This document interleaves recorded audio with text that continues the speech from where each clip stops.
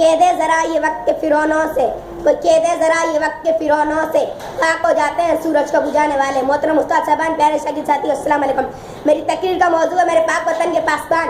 جب سے پاکستان آزاد ہوا میرے ملک کے دشمن کی نظر میرے ملک پہ ہے، اسے میرے ہم وطنوں کی خوشیاں قبول نہیں، لیکن اسے معلوم ہے کہ پاکستان کی سرحد پہ وہ جوان کھڑے ہیں جو فولاد سے بنے، جو اللہ کے سپاہی ہیں، جن کے دلوں میں اسلام ہے، جو دشمن کے دانت توڑنے اور ان کی آنکھیں نکالنے کے لیے تیار کھڑے ہیں۔ بھارت نے میرے پاک جوانوں کو سن 48، 68، 71 اور 99 میں لڑتے دیکھا ہے، وہ جانتا ہے۔ ان میں کیپٹن سرور بھی ہے تو شیر خان شہید بھی، ان میں عزیز بھٹی بھی ہے تو راشد مناس بھی، ان میں میجر حمید گل بھی ہے تو رائل شریف بھی۔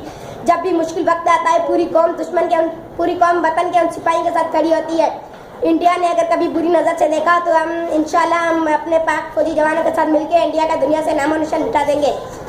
دو نیم ان کی ٹھوکر سے سیرا و دریا، دو نیم ان کی ٹھوکر سے سیرا و دریا، کہ سمٹ کے پار ان کے ہیبت سے رائی۔